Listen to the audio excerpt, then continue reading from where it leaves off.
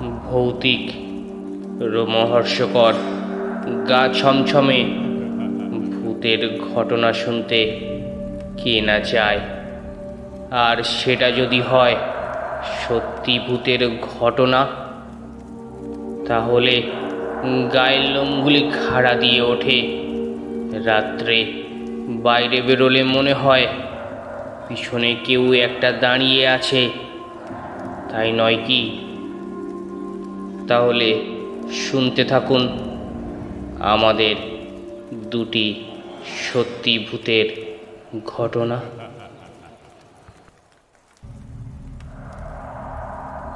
2013 সাল, অক্টোবর মাস, গভীর রাত। জানালার পাশে বসে আছি। জানালার গ্লাস আর পর্দা ভেদ করে চাঁদের আলো আমার পড়ার টেবিলে এসে পড়েছে। ব্যাপারটা আরও উপভোগ করার জন্য জানালাটা খুলে দিলাম। চাঁদের আলো আর সাথে হালকা শীতল বাতাস। কবিতা লেখার ভূত চেপে বসলো মাথার উপর। তবে চাঁদের আলোতে ভালো করে দেখতে পাচ্ছিলাম না, আর আলো জ্বালিয়ে পরিবেশটা নষ্ট করতে ইচ্ছে হলো না। তাই বসে বসে গুনগুন করে গান গাইতে লাগলাম। বেশ কিছু সময় পর আচমকা রুমঝুম নুপুরের শব্দ। আমি চমকে তাকালাম। না, কিছুই না। আবার নীরবতা। ভাবলাম বাতাসে অন্য কিছুর শব্দ ভেসে আসছে। 2 মিনিট পর আবার সেই রুমঝুম শব্দ। এবার আমি পিছনে না তাকিয়ে চুপচাপ শুনতে লাগলাম।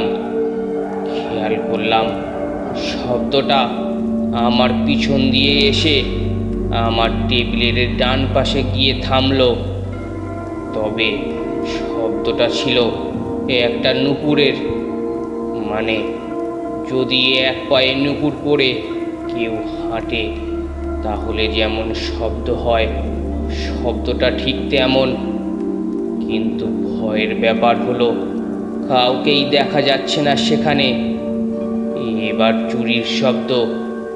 মনে হলো কেউ হাতে চুরি পরে হাতটা টেবিলের উপর রাখলো। প্রচণ্ড ভয় পেয়ে গেলাম আমি। কি করব বুঝতে পারছিলাম না। মিনিট কয়েক বাদে আবার রুমঝুম শব্দ। এবার শব্দটা যে পথে এসেছিল সে পথেই চলে যেতে যেতে এক সময় মিলিয়ে গেল। আমি চেয়ার ছেড়ে উঠে চুপচাপ শুয়ে পড়লাম। আকাশে মেঘও নেই, আবার সূর্যও নেই। বেশ ঠান্ডা একটা পরিবেশ। তবে বাতাসেরও উপস্থিতি নেই। কোনো একটা মাঝারি আকারের ব্রিজের ওপরে দাঁড়িয়ে আছি আমি। রুমঝুম সেই নুপুরের শব্দ।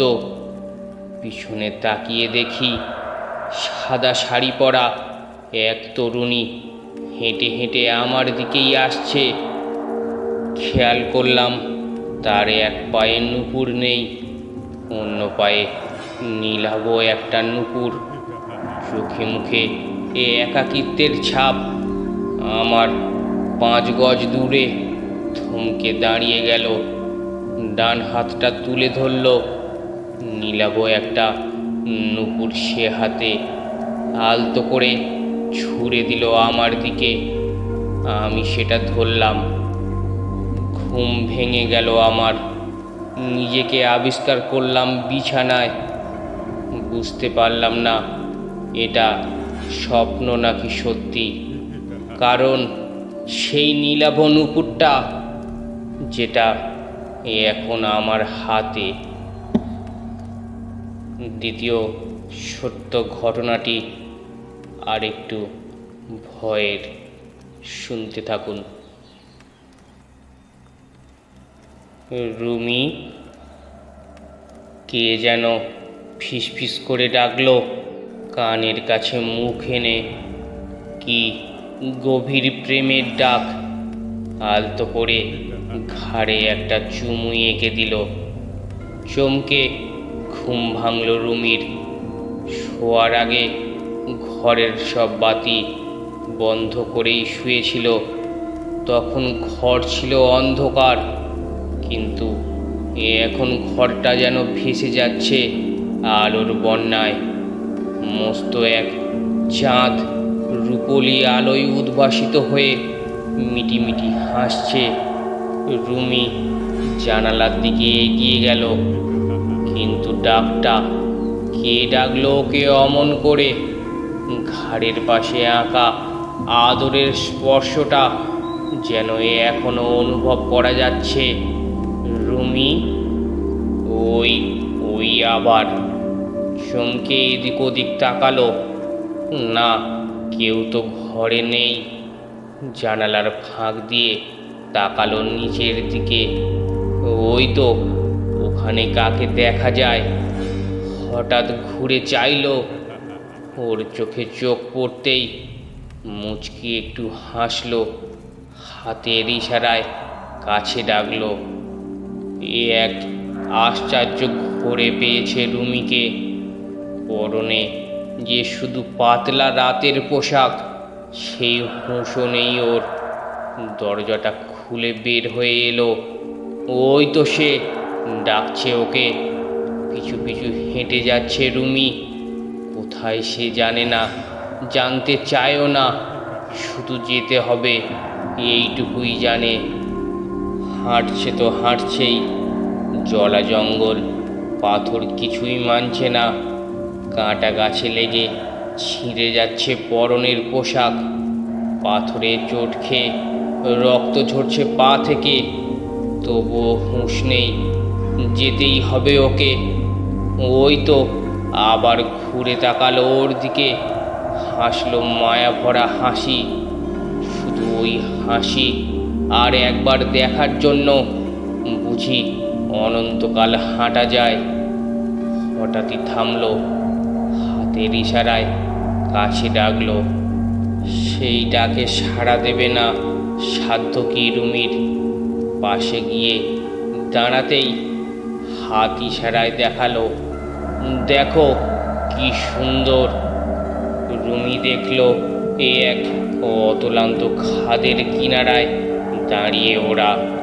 মাথার উপর চাঁদের আলোর বন্যা, কিন্তু তার স্পর্শ পায়নি খাদের বেশিরভাগ অংশ। তলায় শুধু নিরেট আধার। দু হাতে জড়িয়ে ধরল সে। কানের কাছে মুখ রেখে বলল, ওখানে ওই অন্ধকারে লুকিয়ে আছে সুখ। যেতে চাও ওখানে আমার সাথে? বিবশ রুমি শুধু মাথাই নাড়তে পারল। নিজের দিকে ঘোরালো রুমিকে। ঠোঁটে চুমু খেল গভীরভাবে। চলো, এই বলে ওর হাত ধরে টান দিল। তারপর কি সুন্দর পাখির মতো ভেসে ভেসে নেমে চলল ওরা দুজনে। কোথায় কত দূরে জানা নেই।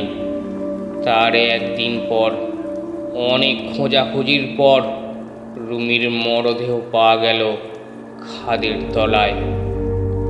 অত ওপর থেকে পড়ে মাথার পেছনটা থেঁতলে গেছে একেবারে।